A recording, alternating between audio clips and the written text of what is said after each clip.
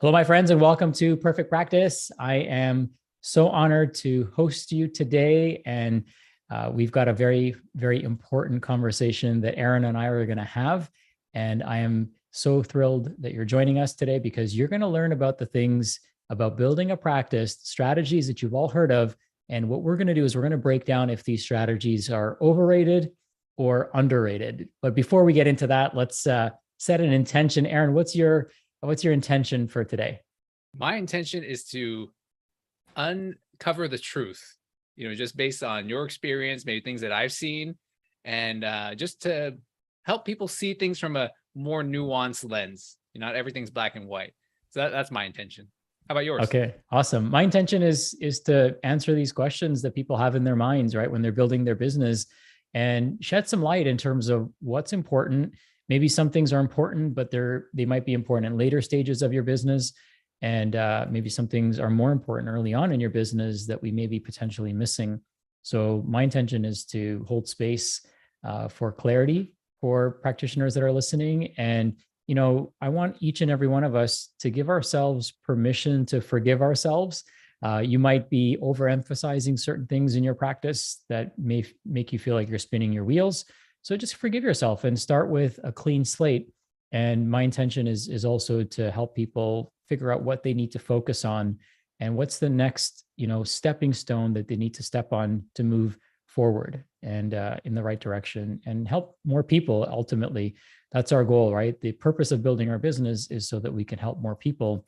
And we don't want to be in our own way, or we don't want these preconceived notions to prevent us from helping as many people as we can, as quickly as we can. Because as you and I both know, for most people, time is not their friend. Time is working against them. And each second and each minute, hour, day, week, month that ticks by is actually a detriment to them. And so hopefully we can get practitioners more successful faster so that they have the ability to be of service to people sooner. Awesome. So let's get right into this, man. I know that we've got a list of things that we want to do. And, I think our objective here is to be, self-reflective, to figure out, what are the things that really move the needle for us in our practices, and perhaps, what's the guidance that we're giving our clients these days. I know if you asked me to speak on some of these things 10 years ago, my responses may have been different. And so we want to make sure we're giving what we would do today. So the perspective I'm going to give clients and people who are listening is, what would I do today knowing what I know now? Not thinking about what I did, but what would I do now if I had to, start from scratch or reinvent my practice or make some adjustments in how I'm showing up in the world. So I'll let you fire away, and then let's dive right in.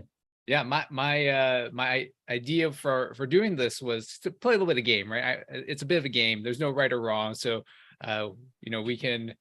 these are some of the strategies that I hear the most from people who are starting to go off on their own, and they think this is the conventional way to doing things. This is the way to do it. And like you said, these are things that I might not do the same way if I were to start today. And so we just have some fun with it. So I'll share the business strategy, and I'd love to hear your take on why you think it's overrated or underrated. Okay, let's do it. Yeah, the very first thing that comes up when someone's starting their practice or ready to grow their practice is a website. They think, I need to build a website. So is that overrated or underrated? Yeah, great question. So what we encourage people to reflect on, if I think a website is important, but I think it's also overrated, because people think that if I put my website together, out of the billions that are out there, I think we'll have to look up the stats. You can fact check me on this, but I think there's like over 1 billion websites that are out there. And your website's only as good as the traffic that you send to it and the quality of the traffic that you send to it. So I can only think of maybe a handful of times where I've actually sent someone strategically to my website. What I like to encourage people to do is you should have a website, but it should be simple. We encourage our clients to have a simple one-page website, because that allows somebody to go there to learn a little bit more about you, see your process, book an appointment, maybe see a few case studies and testimonials, and that's all they need to know. right? You're going to build a nurturing relationship with them, not through your website, but through the journey that you take them through. And so to me, what's actually more important and more powerful than a website is a landing page that starts their journey, where they can, join a 30-day program, a 7-day program, where now you've got their email information and contact information to continue putting education and really more education than information in front of them, to position yourself as somebody that can be of service to them. So building out a blogging website, unless you love blogging, I don't encourage people to do that. So for a lot of people, keeping it simple is really the rule of thumb. And we have actually a great one-page website template that we adopted from Digital Marketer. So it was a 4-hour training that I took, and they listed out, here's the things that you need on your website and the order in which you need them to be in. And you can audit your website, using this formula to see, hey, if I do have a website, does it meet this criteria? Does it have the things that it needs to get people to know what that next action step is for them? A few things to consider with a website without getting into the weeds here is you should have a pixel on your website, whether it's a one-page website or a fancy website, so that you can retarget people. So anyone who's been on your website, for pennies on the dollar, you can retarget these people through Facebook or other, means like Google, for example. So a website should have some very basic functionality to it, but it's not something that I expect people to spend months and thousands of dollars building out unless they're at that stage in their business. In the very beginning, you just need a simple one-page website, something that you can literally build over the course of a weekend. So you've got your digital real estate, so to speak, and people can find you should they need to.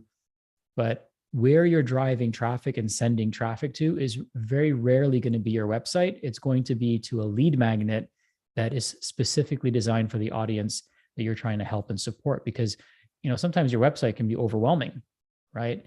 It can be there can be too many calls to action or too much going on there. And so we want people to keep it simple, keep it clean, keep it specific, and make it very clear to people what their next step is. So I think a big fancy website is definitely overrated. And I think a one-page website is underrated. Great answer. I totally agree. Because when I think about it, what's the first person they're looking to solve getting help with their blood sugar, they're not going to go to your website, Dr. So-and-so, that's not the first search they're going for. That they don't know that's the destination even. Mm-hmm. But I like that you emphasize that it's traffic. That's the important thing. The eyeballs, do they know your website even exists? Yeah, I've heard so many countless stories of people spending lots of time and money building out their website. And then they're like, this website doesn't work. And I'm like, are you sending traffic to it? And they're like, what's traffic? So that's the missing link, right? We've, fun fact, for our mentorship, which we've been running for many, many years, we don't even have a website, right? We've got a product page that describes our services, but we don't have a website that we send people to. We've got a pixelated product page or sales page that describes our offering to people. And some people might consider that a website, which it is. It is a page on the internet, but it's not just this generic homepage that we have. It's very specific traffic that we're sending there in order to move people towards an action step that we want them to take. So in short, websites, at least in the beginning, and even pretty intermediate in someone's business, is overrated. Yeah, I would say so. Okay. On to the next strategy. So this one comes up a lot. Referrals. Overrated or underrated? This might be a little tougher one. Yeah, I think, referrals are probably underrated. And the reason I say that is because if somebody has gone through your process and they're happy, they should be so happy that they want to tell other people about it, right? That's really the measurement of whether you did your job or not.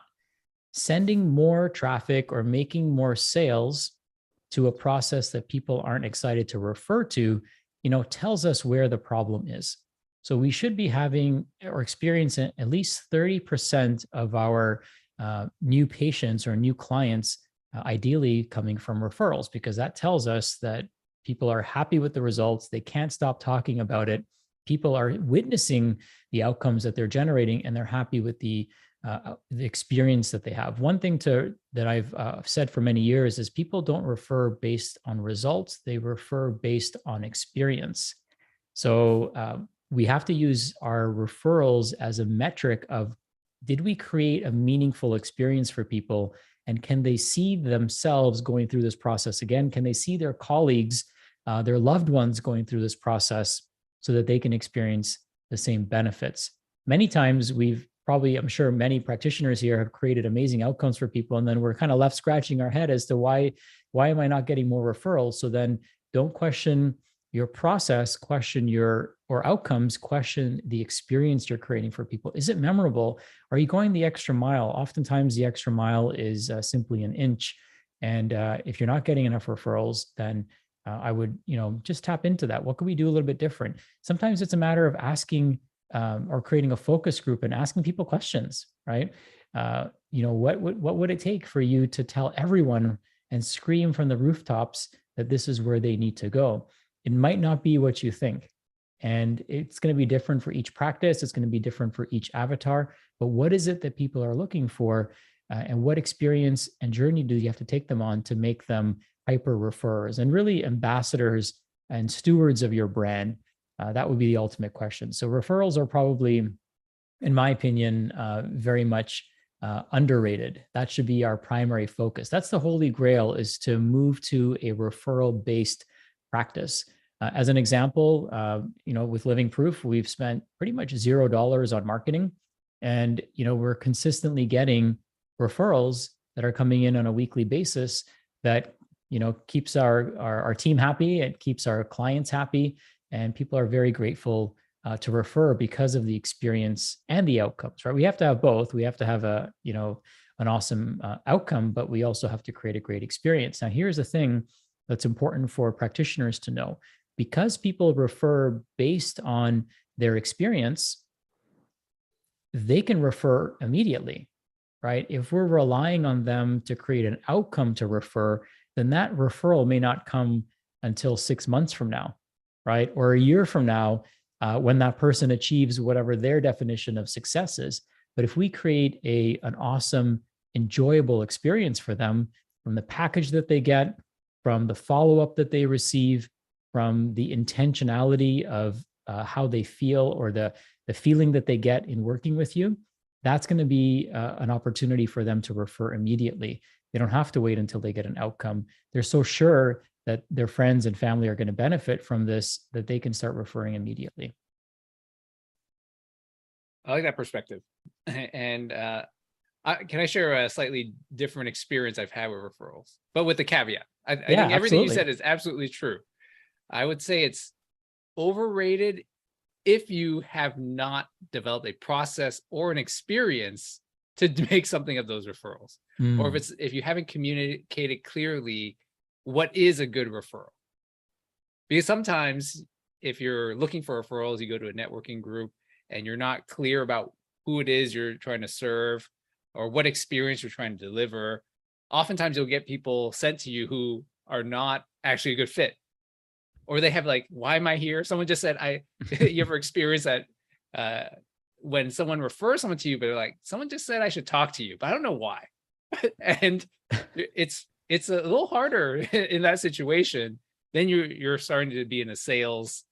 You're trying to sell someone and convince someone. So oftentimes in that case. So that's all I'll say. In certain situations, it's overrated if that's your only strategy. But everything you said, I think, is absolutely true, because I definitely had patients, who referred like 10 patients, like based on their experience. So I've seen both sides, as long as you have the right process in place to make the most of it. Absolutely. Great insight. All right. Next on the list, overrated or underrated social media. The way I look at social media is like icing on the cake, not the cake itself. So, social media is what some people will see on the outside, right? Just like the frosting on the cake or the decorations on the cake.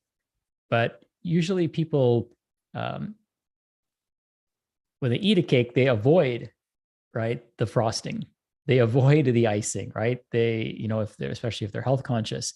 So we want to have a good social media presence so people can find us. It's easy for people to connect with us and relate with us. However, we don't want to use that as our only source of new clients, right? We want to still make sure, just like I was today, we're getting out in the community. We want to make sure that we have real life in-person connection with people. We want to join other business networking groups like BNI, for example, or Toastmasters, or join a community, right? Like, what's a hobby that you have?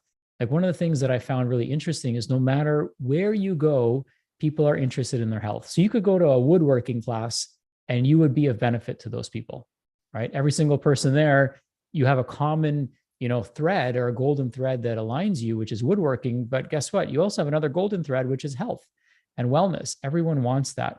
So, don't hide behind social media. Don't use that as your only way of putting your message out there in the world.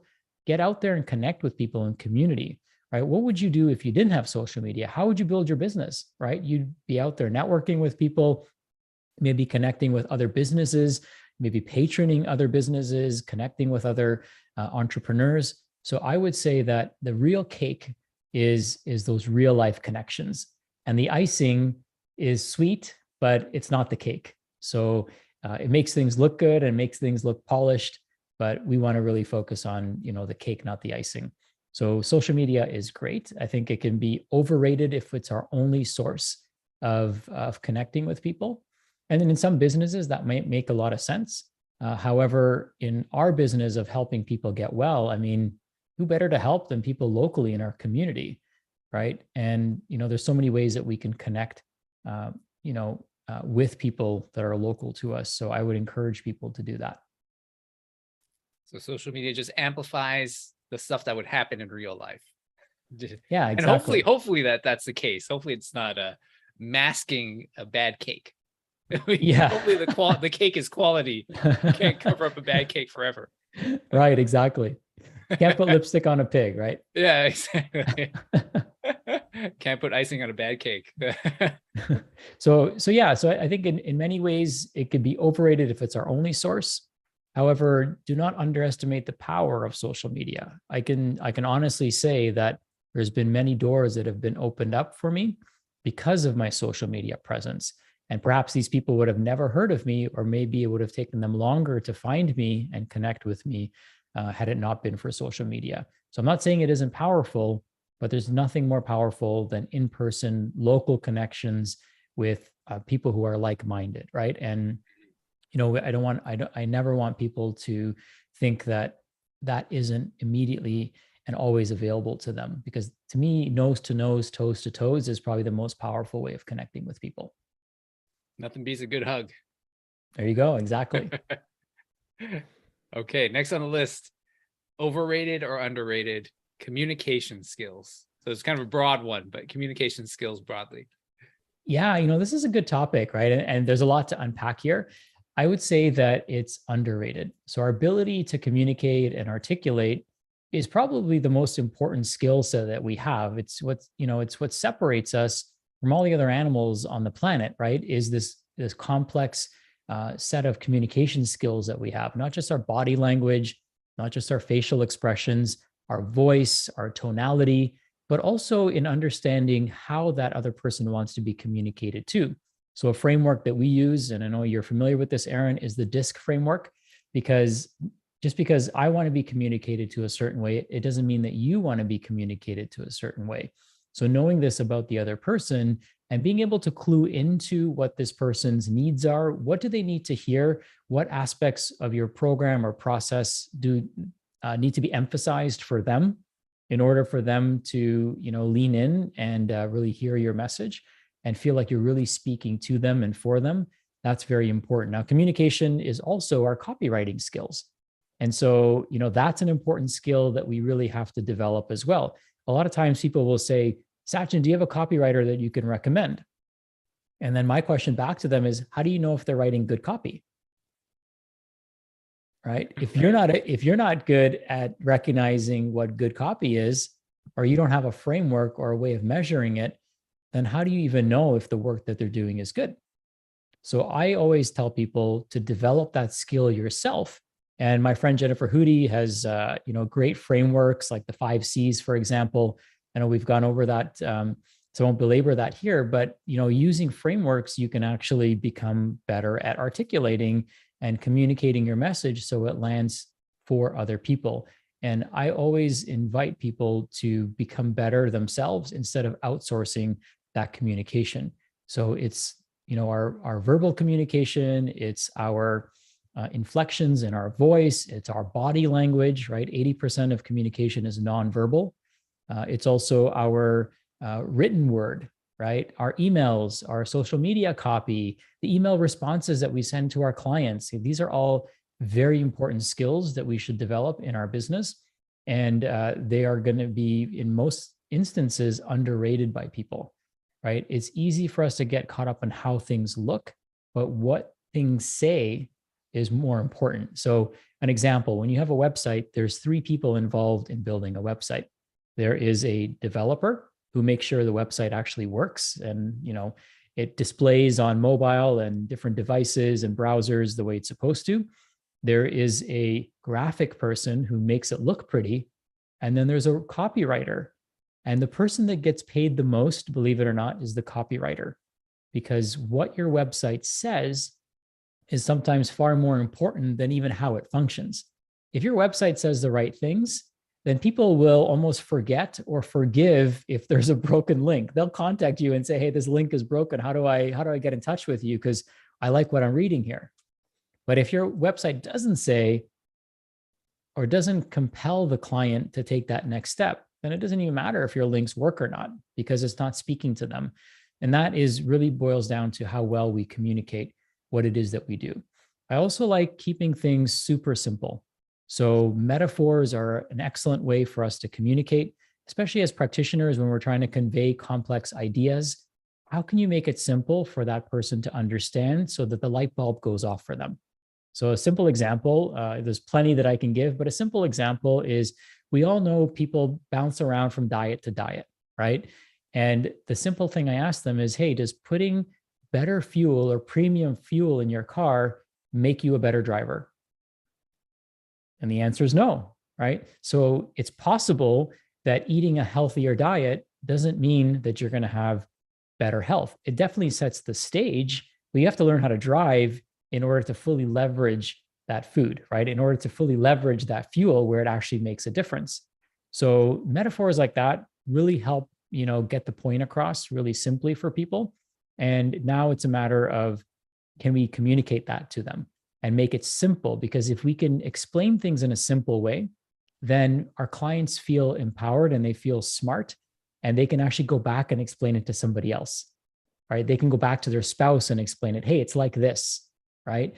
Or they can explain it to their children, right? Albert Einstein said that the greatest sign of genius is if you can take something complicated and make it really simple for people to understand. And I find that metaphors are an excellent way for us to communicate complex ideas that are relatable for people. Car analogies are great, tree analogies are great. So, find out what you need to do to communicate to your client in a way that they're receiving that, right? And they just get it like that.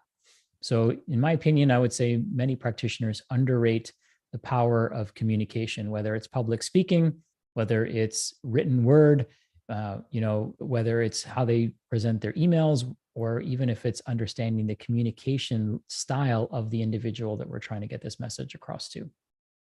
Communication skills, way underrated. Way underrated. Yes. You can't outsource it, right? Because eventually they're going to have a conversation with you. Yeah. Whether in like seeing you as a client, you can't outsource. You can only outsource so much. Right. And even when you hire someone, if you can't communicate what your message is to the people helping you, I've been there, right? I've struggled with that, and they can't make magic happen by themselves. Right. Exactly. Or it might be magic in their eyes, Right. But if you're not communicating correctly, the expectations aren't managed or communicated, then, that could lead to, disappointment, right? For both people. So that person's putting in the effort based on their level of awareness. And if you're not communicating what the end result should look like, then of course it's going to lead to frustration for you as well. I think I'll make a note. We should unpack this communication skill thing, because this could be a whole conversation in itself. So Absolutely. let's do that. Okay, next on the list, business coaching. How important is business coaching? Is it overrated or underrated? Well, it depends on how coachable you are. So there's two skills that we have to have as entrepreneurs. We have to have teachability. So teachability is the ability to learn new information, and we have to have coachability. So coachability is a feedback loop, right? That says, hey, here's a way to do this better. So no sense in hiring a coach if you're not coachable, right? If you're teachable, then go listen to a bunch of podcasts, read a bunch of books, and start putting that into action. But if you're coachable, then it's imperative that you have a coach. A coach can help you find your blind spots. A coach can help you find the safest, shortest, most scenic way up the mountain, because they've probably been there before. They can help you avoid the pleasure traps and the time traps and the money traps that are along the way. And they can help you stay focused. And having a coach, a mentor, can also help you stay accountable to somebody and to a process or a framework that has proven to work. I resisted coaching in the beginning because I realized I was teachable at one point. So I was consuming a ton of knowledge and acquiring it, but I wasn't coachable. And so it wasn't until I became coachable that hiring a coach made sense for me. And that truly transformed my business. Sometimes we're not coachable because we don't like people telling us what to do, or we're stubborn, or we're bullheaded, or we're just outright cheap, right? We're like, oh, I'll just figure this out on my own. But here's the thing. If you're trying to save money by not hiring a coach, do yourself a favor, hire a coach, because that'll actually save you money, right? If you value your time, hire a coach, right? Like if I were to give you an example, my son's really into basketball, and he's actually quite the player. He's got some good handles. He's got an amazing shot.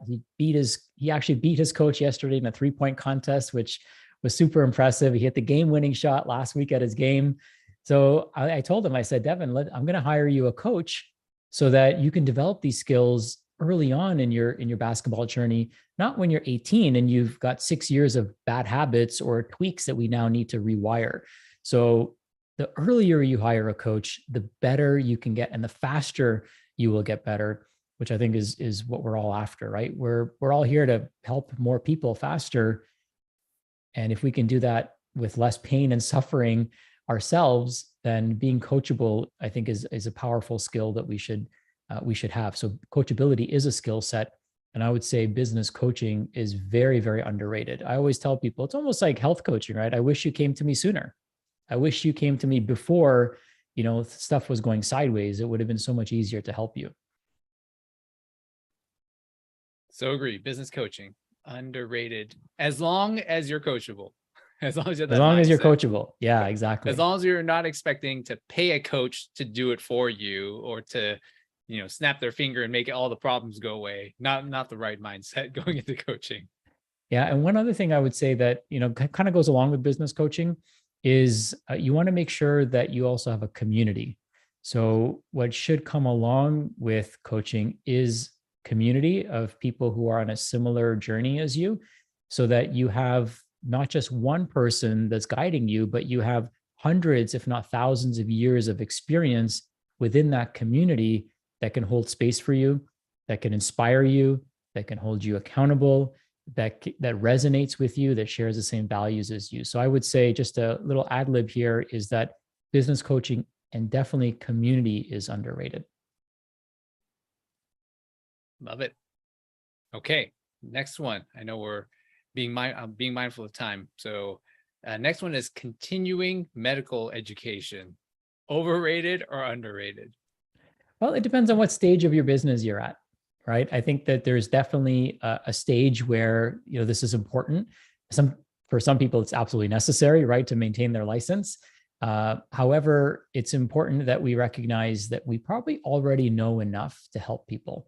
So don't hide behind courses and webinars and all these things that are out there competing for your attention, because you probably already know enough to help people. Now, if you're executing all the things that you know and you want to learn more, then by all means, knock yourself out. I will never discourage somebody from learning more, because that's what we call life, right? When we're learning and growing, we're expanding. When we stop learning, we stop growing, which means we're contracting and dying. So be open to learning new things. However, don't use that as an excuse to not fully put yourself out there in the world and think that you don't know enough, and think that, oh, when I take this course, then I'll put myself out there. Or when I finish this training, I'll put myself out there. I would say put yourself out there as is, and then keep learning and keep growing and keep expanding. So it's underrated in some ways. And then I would say it's overrated if you're using it as a crutch or something that's stopping you from, helping and serving people. Totally agree. And I'd say it's overrated if you think that is the only thing that'll help you grow your practice. I mean, I've been there. I speak from experience, right? It's like the better I get at this thing, of course, people will come and come knocking down on my door for help and to work with me. And I realize it's not necessarily the case if people aren't demanding it. I'm not learning for a purpose. I'm just learning to fill up my brain. Check off the CME box. Check out the CME box. Yeah. And I think for a lot of us, we just love to learn. So we think, oh, this is what we should be doing. Just learn more and more and more. Yeah. And here's the thing. The best way to actually learn is to teach others.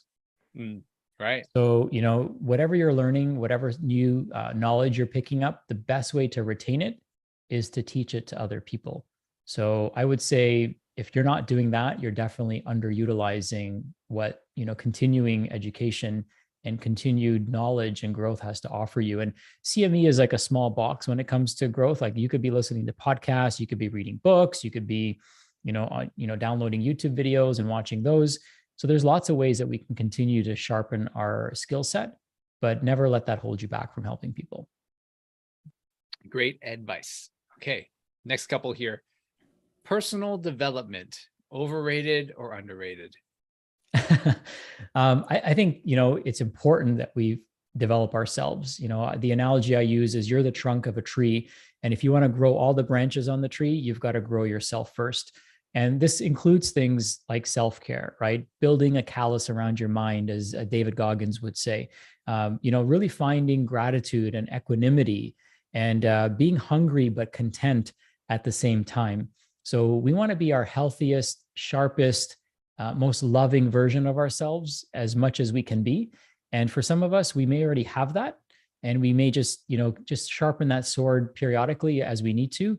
But I do think that it's important that we set aside, some time each day to be reflective, to be in growth mode, to be quiet, right? To be in our own presence, right? If you can't stand yourself, we need to change that, right? You've got to really learn to love yourself and show yourself you love yourself by taking certain actions that develop you. But again, at the same time, right? There is a lot of rah-rah and excitement with personal development. And so we don't want the excitement to come from the outside. We want the excitement to come from the inside, right? So the last thing I want people to do is go to Tony Robbins, get all amplified up, and they feel like, okay, I'm going to do something about this. And then 3 weeks later, they completely fizzle out because they haven't developed a routine or a skill set that, or even a passion for what they do that magnetizes them and wants them to develop these skill sets. I think it sounds like another icing and cake kind of situation. Yeah, you're right. This metaphor, this analogy keeps going. Keep the gift that keeps on giving, cake and icing. Okay, last one here.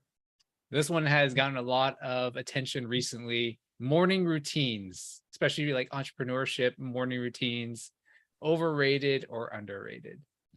Yeah. So I think that this long, drawn out, 3-hour process just to be able to sit down and do work is probably overrated.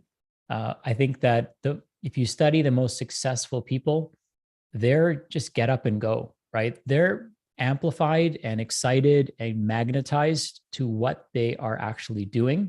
And they don't need, red light therapies and saunas and ice plunges and cold baths and all those things just to do that, right? The excitement in their day comes from the work that they're actually going to be doing or getting that work done, right? That gives them excitement versus, spending, all this time in the morning just to function, right? That's anti-resilient, right? If you need to do all these things just to do your work, you're actually very fragile.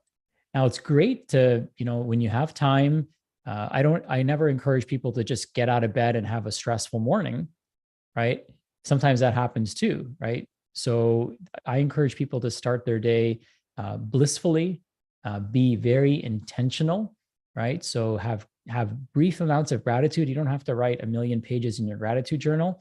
It could just be a few moments of gratitude when your feet hit the ground, and have something intentional to start your day. So for me, it's could be my morning cup of amino acids and nootropics and things like that I have. That's part of my morning routine, but that just takes minutes for me, to get into. Some days when I have more time, I will do the ice baths, I will do the sauna, I will do, some of those other elements. But I think that having consistency is more important than having something that is long and drawn out, because what that does for a lot of people is it serves as a crutch or as an excuse and they essentially avoid and procrastinate from doing the work that they actually need to do, right? If you need to do all these things to send that email you don't want to send, then you're probably, there's probably other things that we need to work on. We need to probably work on, our psychology more than our morning routine. Now, that isn't to say that, getting some time outdoors isn't powerful and beneficial. So there are certain biological needs that we have to set ourselves up for success, but it doesn't have to be, 1,000 things each morning just for us to function. So I encourage people to find that balance and find calmness in the morning, find stillness in the morning. That might mean waking up an hour before everyone else does, so that you could have your own time to yourself. So I think a morning routine should be something that makes us feel calm, makes us feel relaxed, but doesn't, require us to have all this equipment in order for us to get going, right? Because when you're traveling, what are you going to do, right? Like if you don't have your ice plunge or your sauna or your red light therapies and all these things, you got to get up and go and function. So I would say that, find what works for you, but it doesn't have to be long and drawn out and excessive and something that you can't reproduce anywhere you go. Let the work be the morning routine. Yeah. I mean, I think one thing that I think summarizes what you said, I was actually just outside right before this, standing on my lawn, and I just remembered the phrase, minimum effective dose. It takes me 1 minute to go outside, get some sunlight, and I feel like I'm activated. Now I can, hop on this this call together. Yeah. And I think like part of it too is not just charging ourselves up for the day. So some people will have a morning routine where like their morning routine is very calm and peaceful, and then the rest of their day is chaotic and erratic. So many of us may need to have some sort of routine to, maybe not even a routine, but a strategy to help us get from meeting to meeting to meeting. Don't think that, just because you did something in the morning, you exercised in the morning, did your breath work in the morning, did your mindfulness in the morning. How do we carry that into the rest of our day so that we're mindful and we're present and we're energized and we're breathing correctly throughout the entire day and we're moving throughout the day, not just in the morning? So I think, if we just do those things in the morning, I would say that they're overrated. It's underrated not to carry those things into the rest of your day. Amazing. Well, I'd say everything that we covered here was definitely underrated. And so everyone should review this and listen to it again. A lot of good nuggets. So, thanks, Aron. Thanks, Sachin. Yeah, no, great session today. I really enjoyed it. And for those of you that are tuning in, thank you for tuning in. We appreciate you. We'd love to hear your thoughts, right? What's overrated and underrated for you? We went through a bunch of things today. We covered websites. We talked about referrals. We talked about social media, communication skills, business coaching, education and knowledge accumulation. So a lot of these things are important attributes of our business. Some of them are overemphasized, some of them are underemphasized, and some of them are tools to help us grow, and some of them are tools to help us procrastinate. So we wanted to cover those things today to help you continue to grow, to continue to put your message out there. Each and every one of you has a powerful gift to share with the world. And it is my honor, and I know Aron's honor, to be of service to you. So if you haven't already, please get a copy of my book, Perfect Practice. It's absolutely free. You just got to cover the shipping. You can go to the links that we'll share below, getperfectpractice.com. Tune into our podcast. So we've got some great episodes, over 115 episodes now, where we interview some of the most impactful and powerful people that have helped me grow my business and helped our community grow their business. And, join our upcoming business intensive. So we host a 3-day business intensive called Perfect Practice Live, where we share our proprietary process with you freely and openly over the course of 3 days. And we share with you how other people are winning and really expressing their beautiful gift that they have with other people, which is to create health for them. And we also have a free community where we share powerful tips and insights. So you can find us on Facebook there as well. Aron, anything you want to share in closing before we wrap things up? No, I just want to thank you for sharing your experience. And I hope this is beneficial to anyone out there so they don't make the same mistakes that maybe you and I did. Awesome. Well, thank you so much, my friend. And thank you all for listening in and tuning in. We hope you found this helpful. And here's to your journey to be of service and to help as many people as quickly as you can. The world needs you now more